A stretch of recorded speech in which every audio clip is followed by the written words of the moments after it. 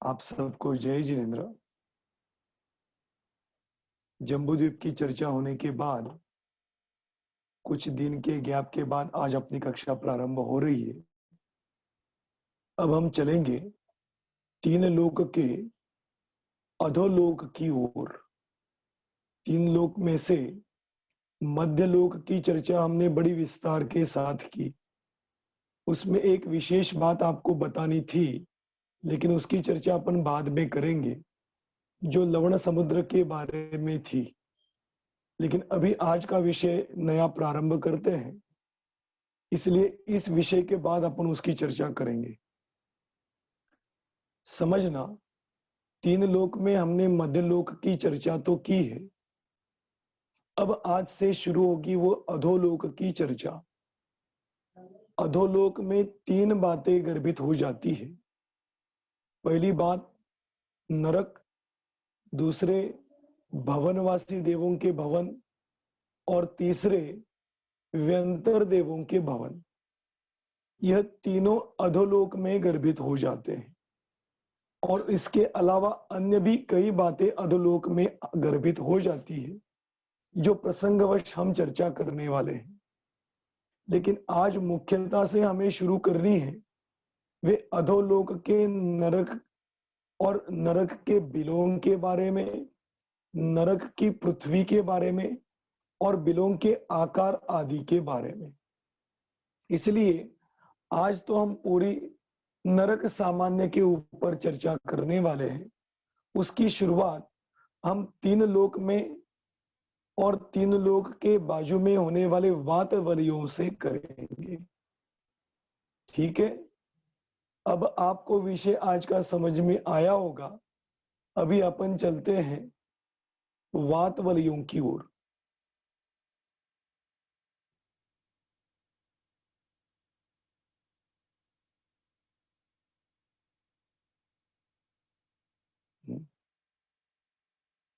लेकर हलवायचं कसं रे? सगळे शेअर होत नाही।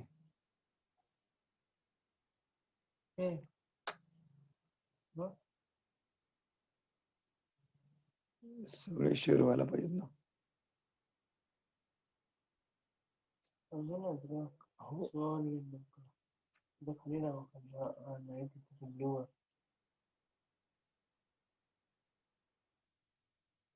अजून पाहिजेत।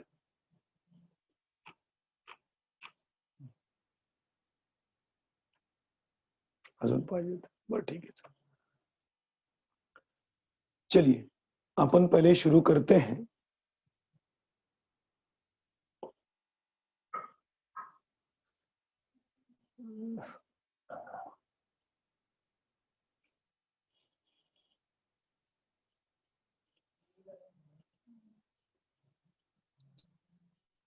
चलिए अपन शुरू करते हैं। अभी यह आपके सामने दिखाई दे रहा है, यह तीन लोक का नक्शा है।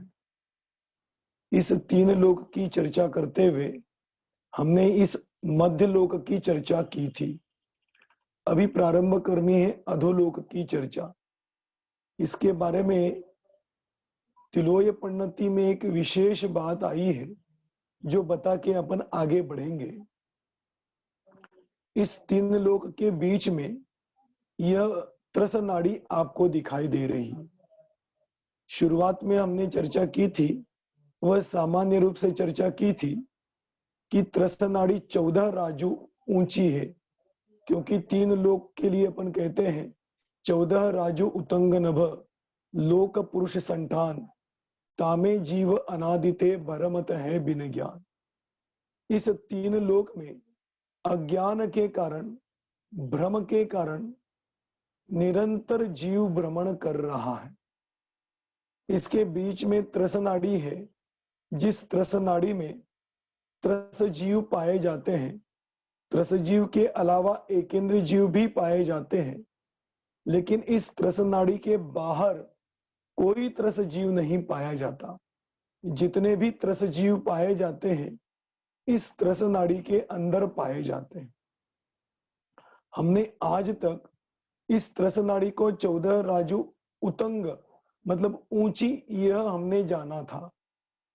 आज हम बात करने जा रहे हैं इस 14 राजू ऊंची ऐसी त्रसनाड़ी में 14 की 14 राजू में त्रसजीव नहीं पाए जाते। क्या कह रहा हूं समझना। त्रसजीव तो त्रसनाड़ी में पाए जाते हैं, उसके बाहर नहीं पाए जाते।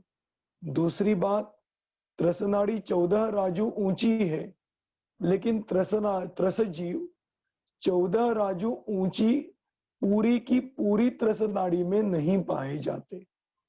तो कितने पाए जाते हैं उसका प्रमाण अभी हमें यहां पर देखना है। देखिए, इस त्रसनाड़ी में सबसे अंत में यह एक राजू प्रमाण है। इसको कहते हैं कलकल पृथ्वी या नित्य निगोद। जब नरक की चर्चा करेंगे तो इसकी चर्चा विस्तार से करेंगे। अभी तो इतना समझना, इस 14 राजू में नीचे का एक राजू प्रमाण यह नित्य निगोद है, और नित्य निगोद में एक भी त्रसजीव नहीं पाया जाता। इसीलिए 14 राजू में से सर्वप्रथम एक राजू कट कर देना। तो कितने बचे? 13 राजू बचे, बराबर। अब यह जो 13 राजू बचे हैं, इन 13 राजुओं के प्रमाण में हमें चर्चा करनी है और भी कितने भाग में त्रसजीव नहीं पाए जाते। देखिए, अब बचा भाग पहले अपन ऊपर का लेवे। यह जो लाल भाग दिखाई दे रहा है, यहाँ पे 16 स्वर्ग है, अनुदिश अनुत्तर यहाँ पर पाए जाते हैं।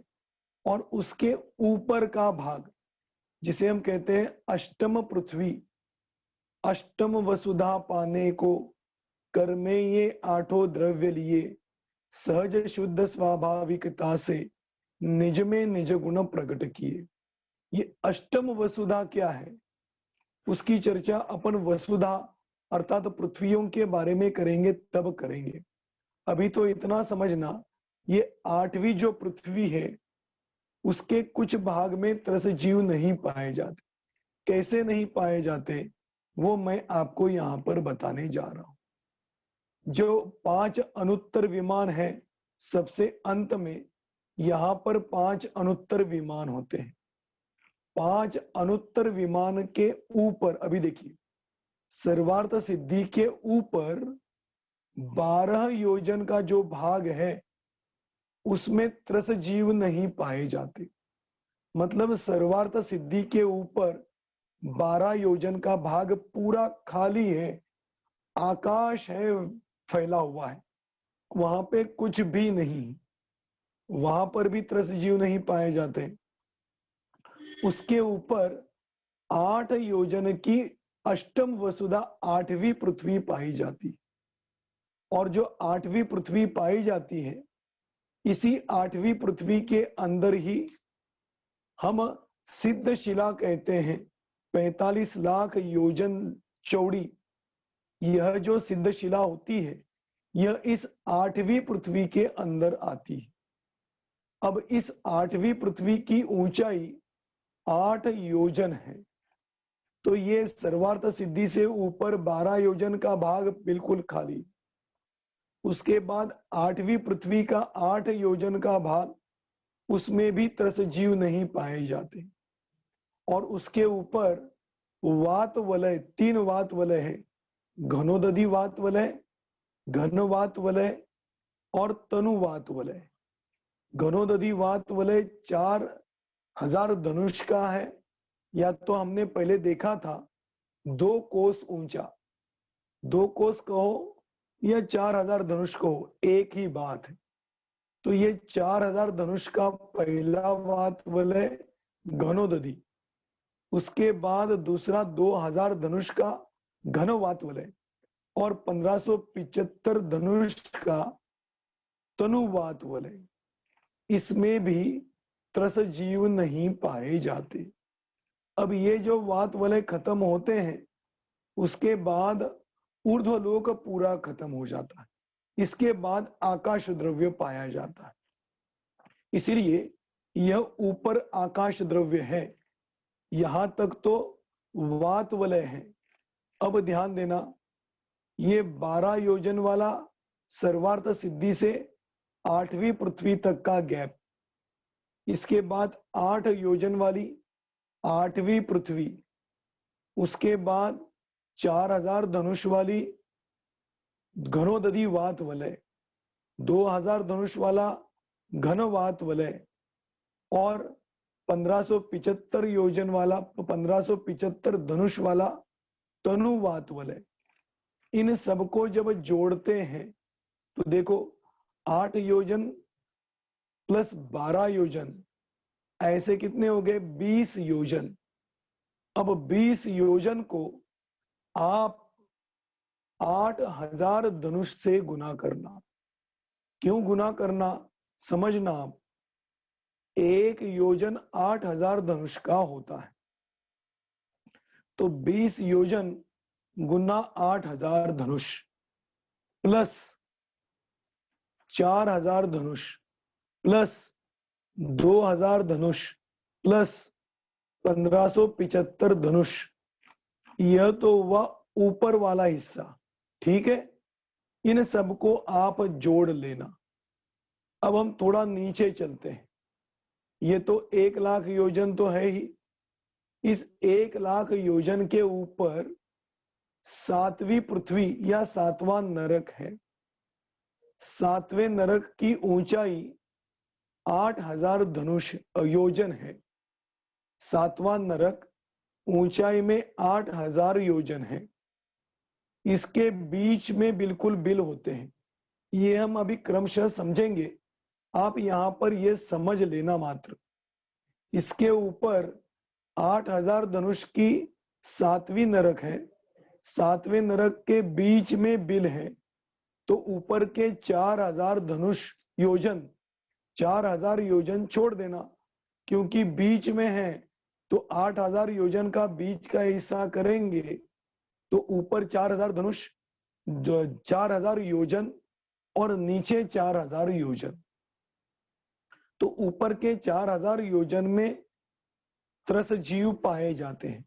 अब नीचे के 4000 धनुष योजन में से 2/3 भाग, 1/3 भाग ऊपर चला जाता है, 2/3 भाग नीचे आता है।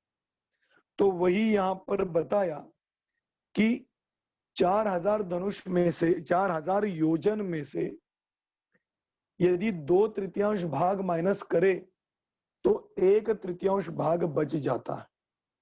तो अब बताता हूं, देखिए 4000 योजन माइनस 2/3 तो कितना हुआ?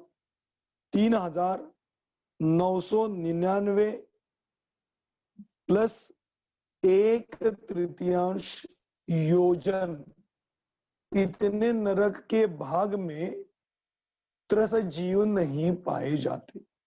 अब इसको यदि हम 8000 से गुना करेंगे तो 3,21,62,241 और 2/3 इतना धनुष निकलता है।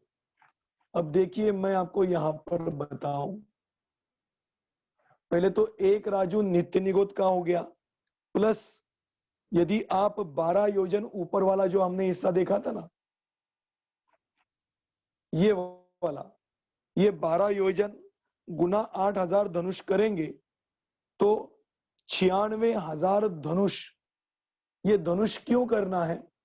क्योंकि नीचे का भाग धनुषों में है, ऊपर का भाग भी धनुषों में है, इसलिए सभी धनुषों में कर रहे हैं। तो 12 योजन गुना 8000 धनुष बरोबर 96,000 धनुष। ये तो हो गया इतना भाग। उसके बाद 8 योजन की 8वीं पृथ्वी है, उसको 8000 से गुना करते हैं तो 64,000 धनुष इतना भाग आता है।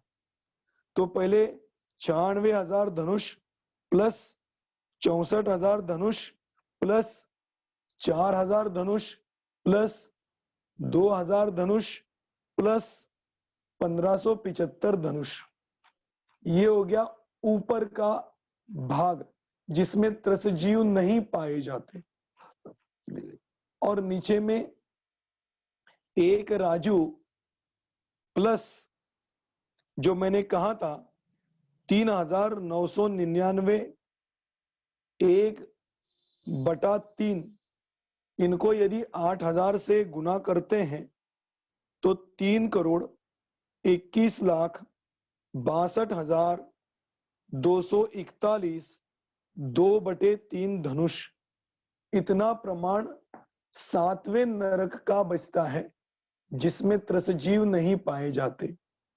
अब इन सब को जब जोड़ते हैं तो प्रमाण आता है 3,21,00,000 3,21,62,241 2/3 धनुष प्लस एक राजू, इतना 14 राजू में से माइनस करेंगे तो उतने भाग में ही त्रसनाड़ी में त्रसजीव पाए जाते। अब इसको सीधी सी भाषा में कहूं तो 13 राजू कुछ कम में ये सब धनुष आ जाएंगे। 3,21,62,241 2/3 धनुष, ये सिर्फ कुछ कम इतने ही प्रमाण में आ जाते। तो इस त्रस नाड़ी में त्रस जीवों का प्रमाण कितने भाग में पाया जाता है?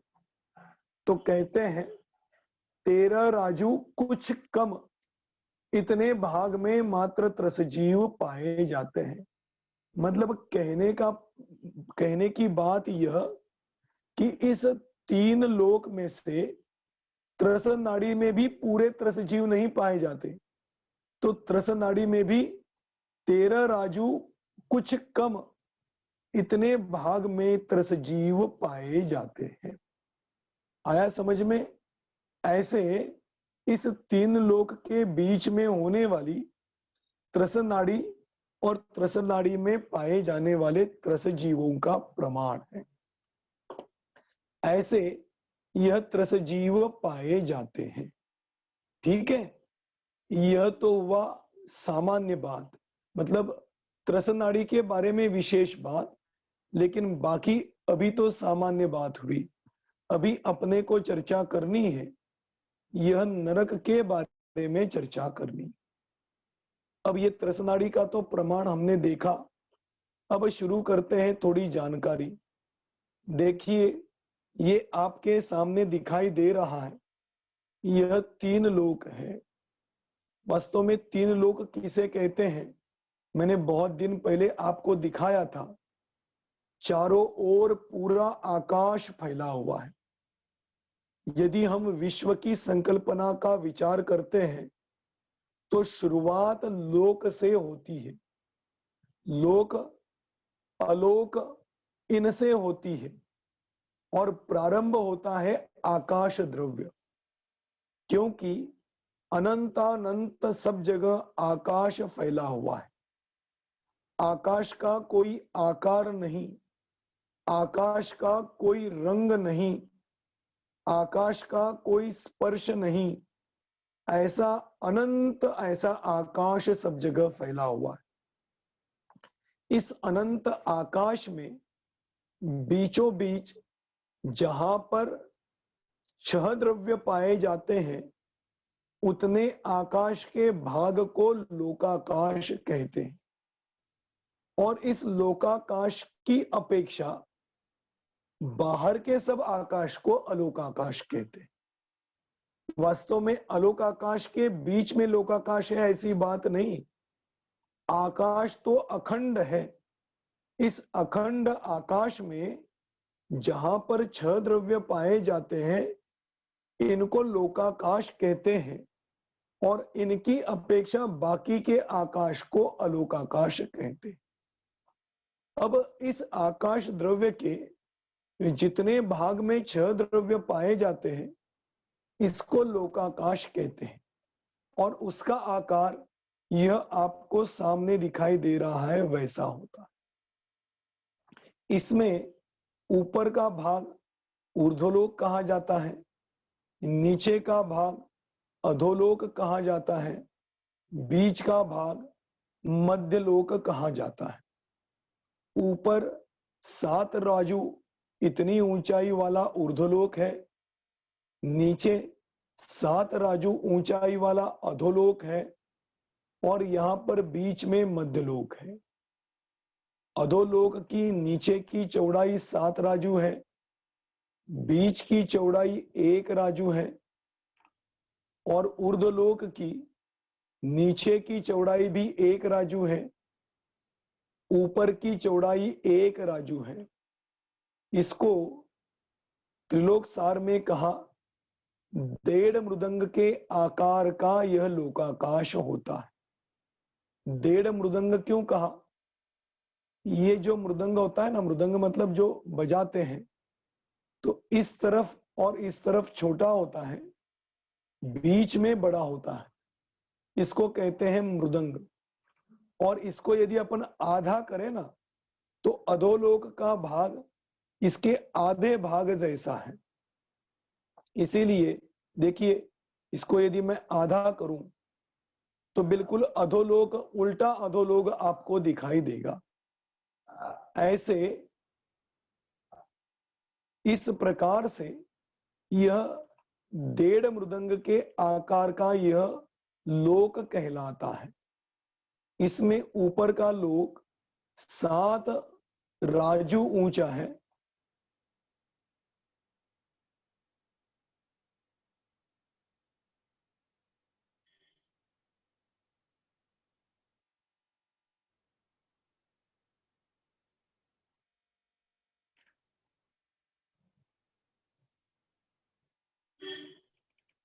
हाँ देखिए, प्लीज मोर इस वीडियो।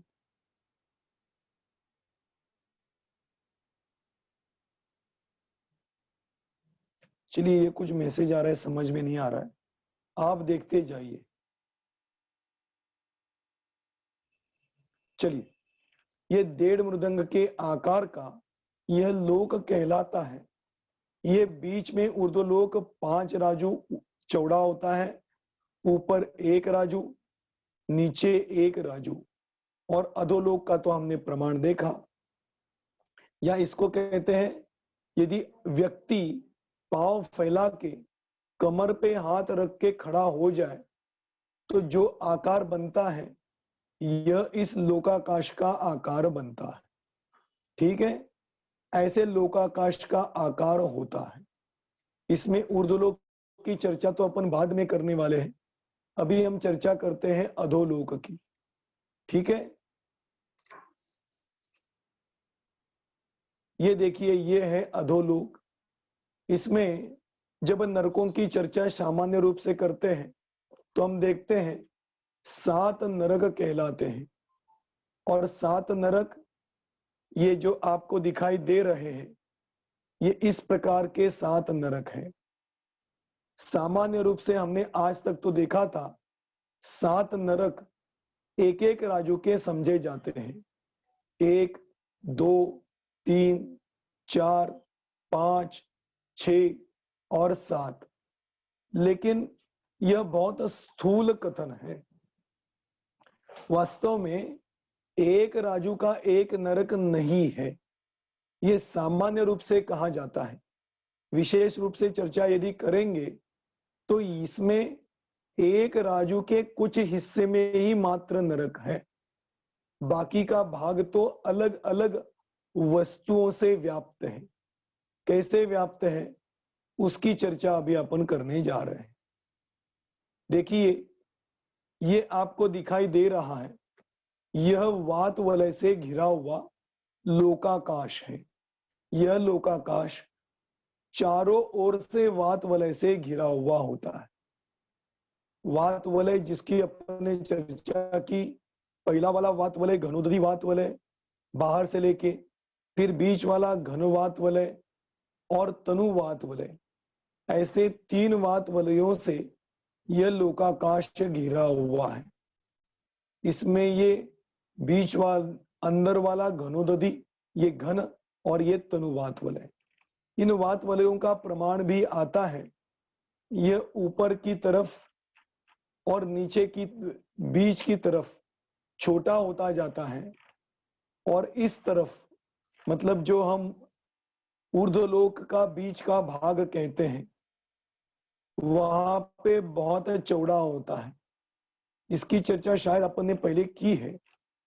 और ये नीचे की तरफ भी चौड़ा होता जाता है। इस प्रकार से यह वात वलयों से घिरा हुआ यह लोकाकाश होता है और इस लोकाकाश के नीचे यह पृथ्वियां या नरक होते हैं। इस प्रकार से यह नरकों का सामान्य रूप से आकार और कथन देखने में आता है। अब अपन आगे चलते हैं।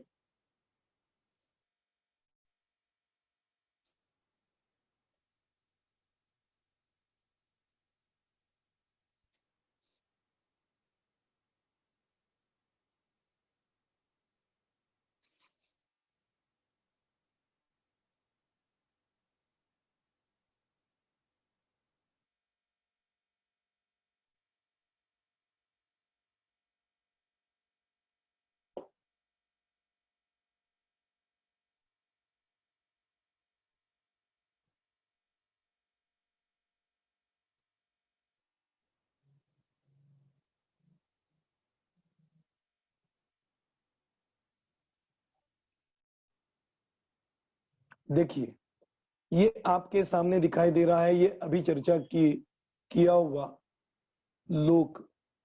अब इसमें से हम अपन चर्चा करने जा रहे हैं अधोलोक की।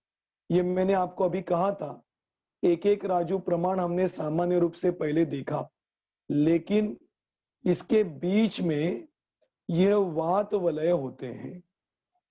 इस वात वलयों के द्वारा यह एक एक राजू कट हो जाता है।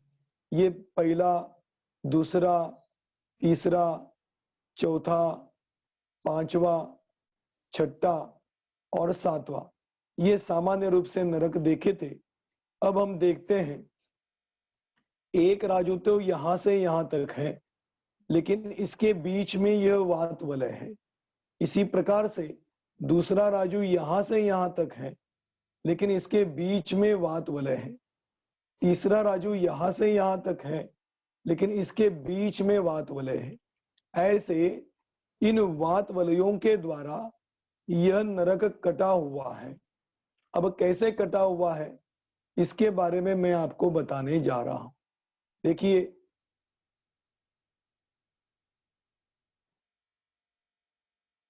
जो ये नरक है, वास्तव में पहला नरक तो यहां से यहां तक है, फिर वात वलय आता है, फिर आकाश का खाली हिस्सा आता है, फिर दूसरा नरक यहां से यहां पे है, फिर वात वलय है, फिर आकाश का हिस्सा है।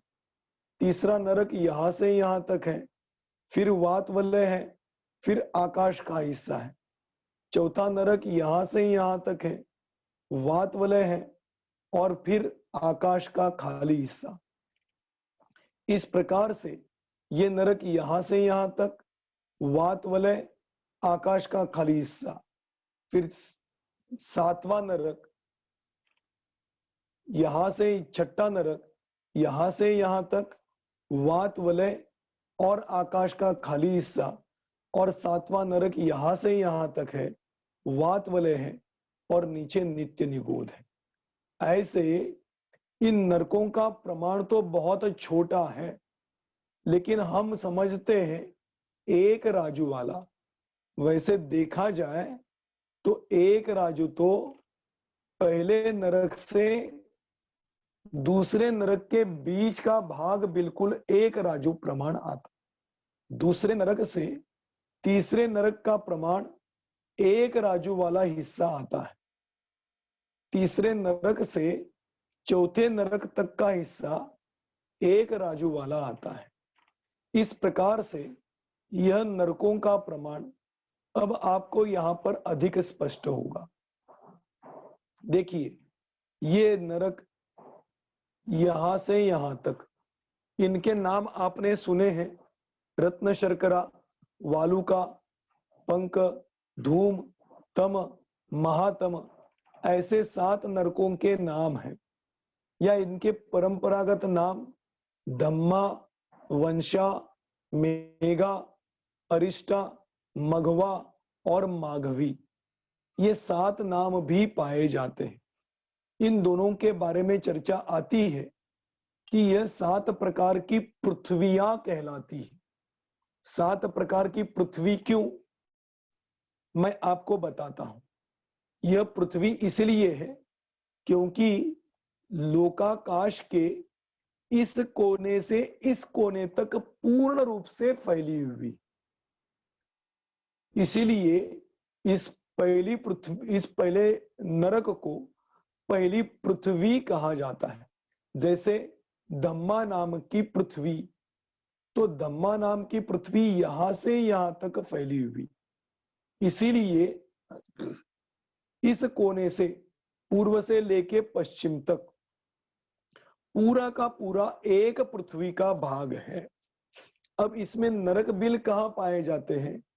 ये एक राजू चौड़ी और ये ऊंचाई, इतने ही भाग में नारकियों के बिल पाए जाते हैं, इसके बाहर नहीं पाए जाते। इसीलिए यह नरक तो वास्तव में इतने ही भाग में है, लेकिन पृथ्वी तो यहां से यहां तक फैली हुई।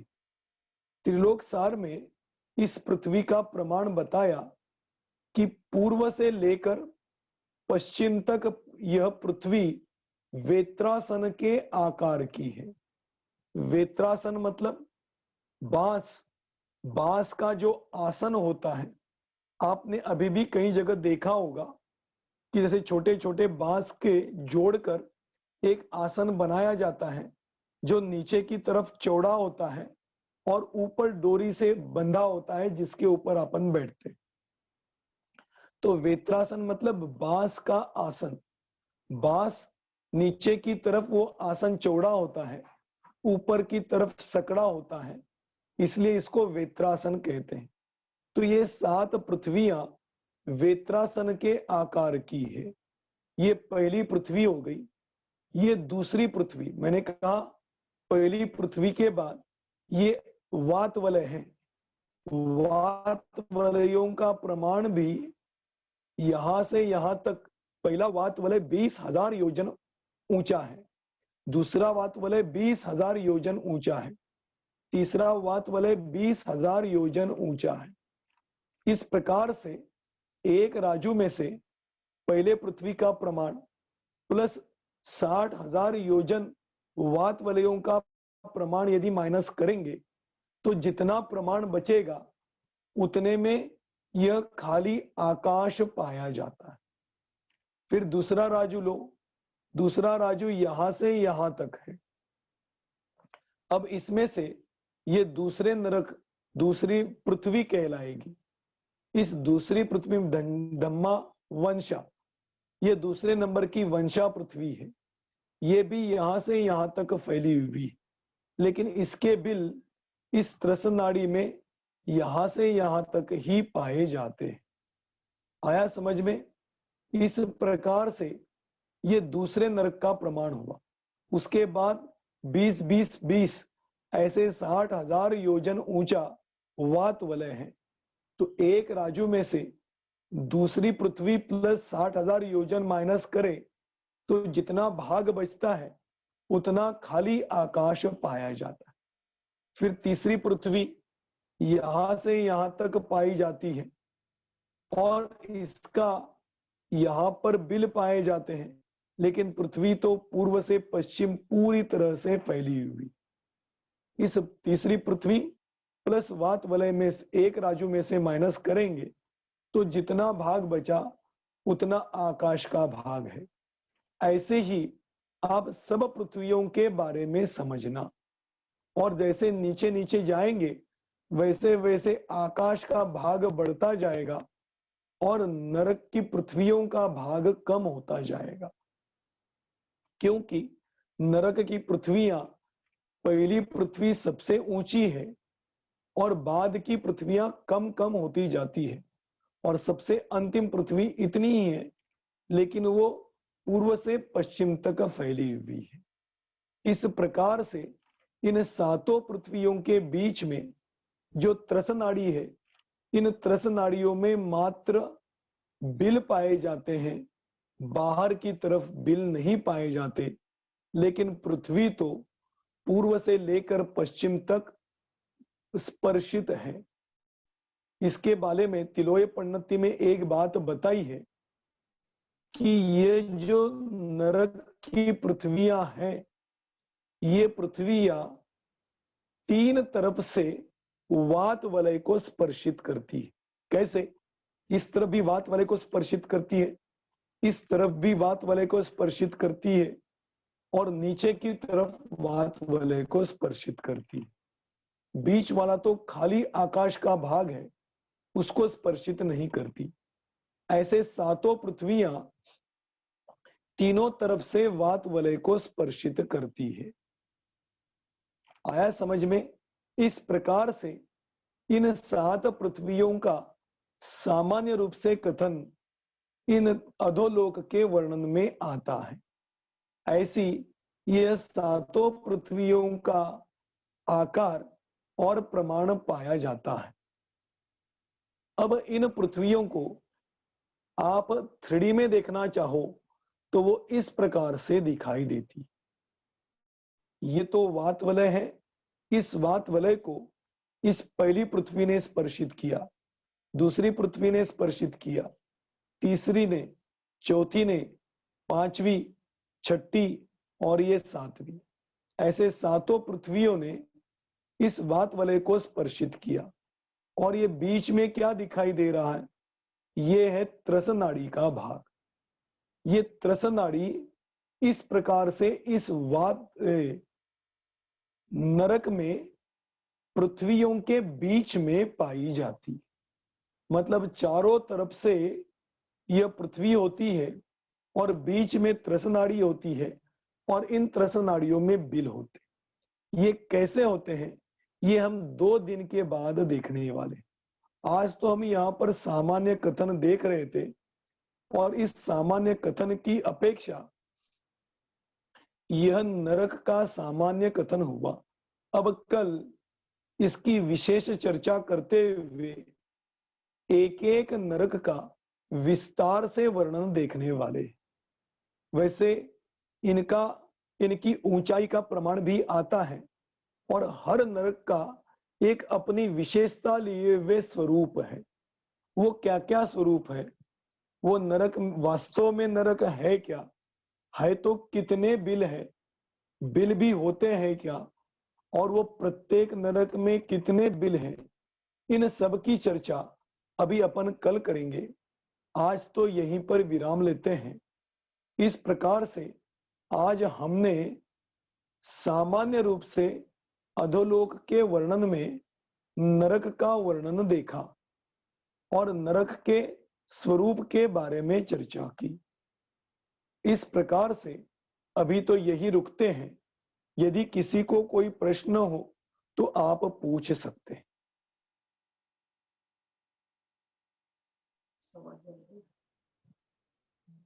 आज नाही कोणाचं प्रवचन, 8:30 नहीं 8:15 पर्यंत है। हाँ, किसी को कोई प्रश्न है?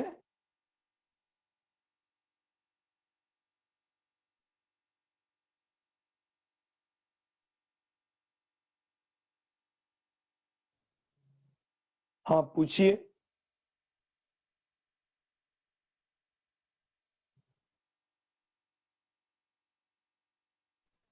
जय जिनेन्द्र पंडित जी।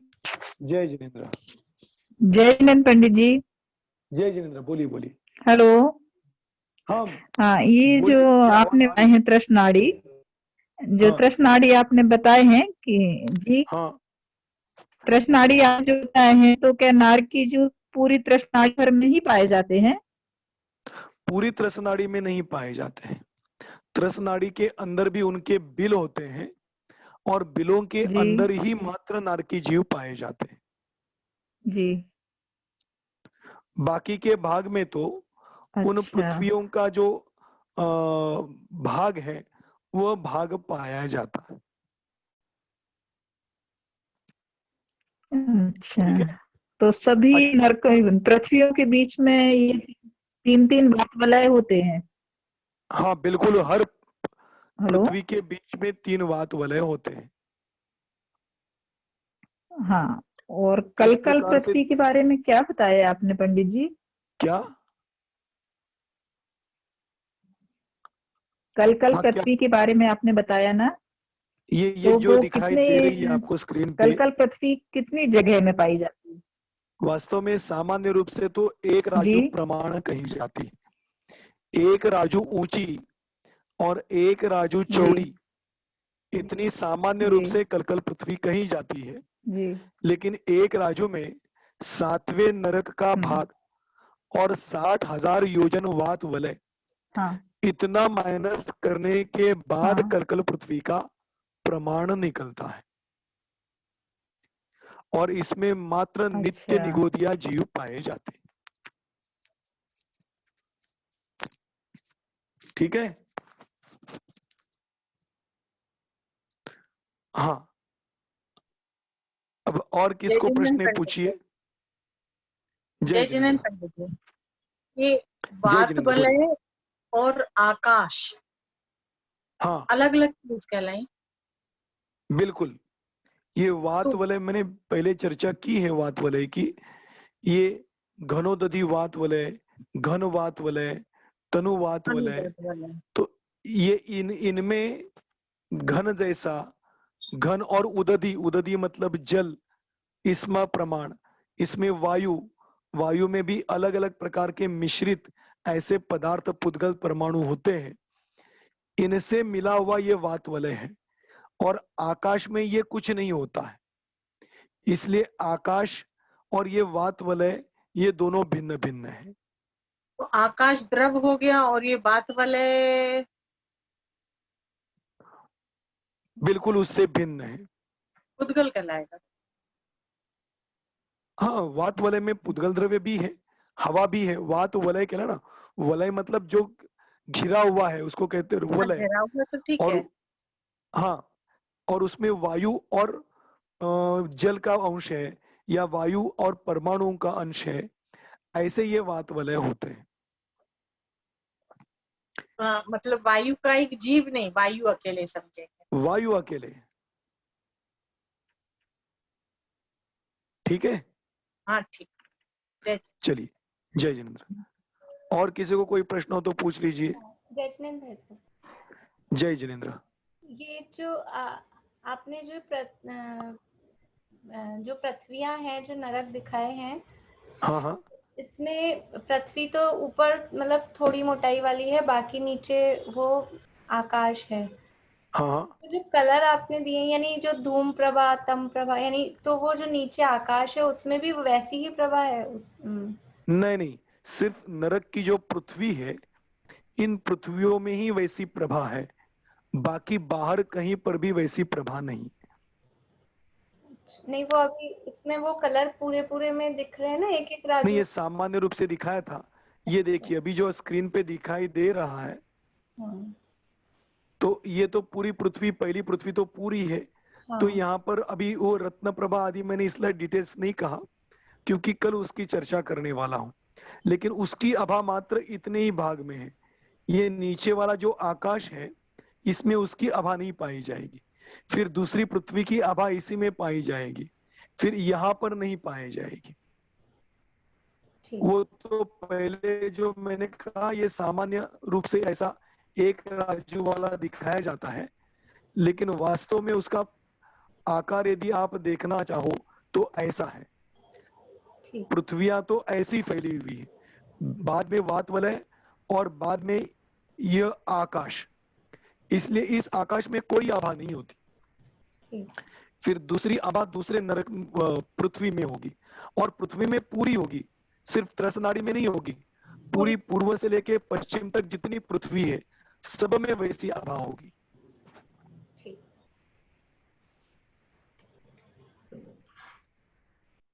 ठीक है। और कुछ है प्रश्न?